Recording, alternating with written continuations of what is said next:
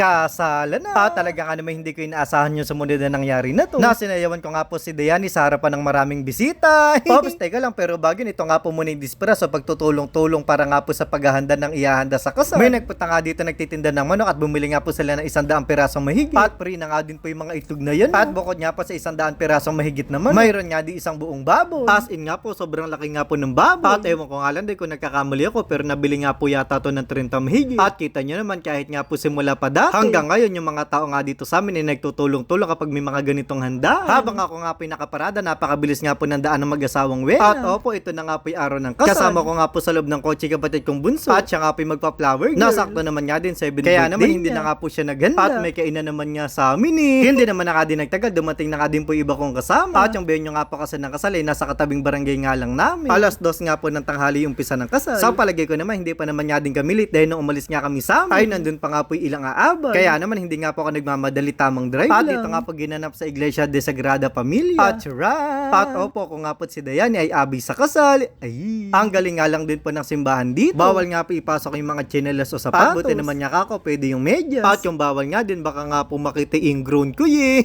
Joke lang. Ayan na, yung pinakihintay ng lahat. Ay, hello. Hindi ko naman na nga din po na orasan, pero parang naging matagal nga din pikasal, parang 1 oras mahigit. At syempre, bago nga din kami umalis, nagpicture-picture muna. At ayun nga, pagka-uwi nga namin, nagwiwinga lang ng kunti. Tapos diretso na nga po sa reception. At dito nga lang po yung reception sa barangay gym ng barangay namin. Labas pa nga lang, halatang marami na nga pong bisita. At ayun nga po si Mama yun. Mama, eto ko! Mama, magdala kang supo! Amang tama, nasa katabi ng cater. Naku po, ito na nga ba sinasabi ko yun. Na yung mga napapanood ko nga lang po sa kasalan ay may experience namin. Ano pa nga ba ito na wala nang atrasa? Sayo kong sayo at wala nang ang hiya.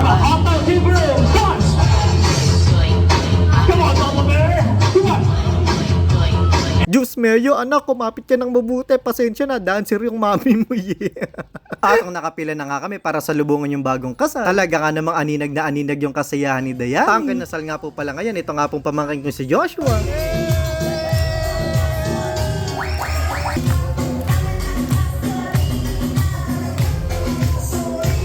At syempre, hindi naman nga din nakapapayag na hindi ko ito ipapakita. Dahil yung wedding cake nga po nila, si Dayani nga po gumawa. Ayos naman nga din kako dahil yung mga ninang-ninong mga aba ay wala na nga pong problema dahil may mga nakahanda na nga pong pagkain para sa amin. So, paano? Kainan na. Punong-puno nga din po ng plato. May lumpia, chop suey minudo, minatamis ang taba ng baboy, cordon bleu, TM na manok. At nalimutan ko nga po isang putahe na luto nga po sa baboy. Kachismosa naman ang katabi ko na to. Kasarap-sarap ng subo ko eh.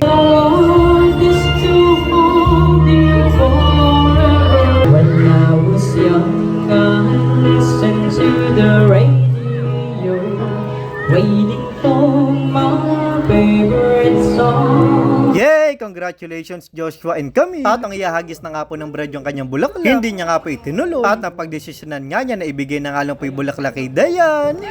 Congratulations, Mom!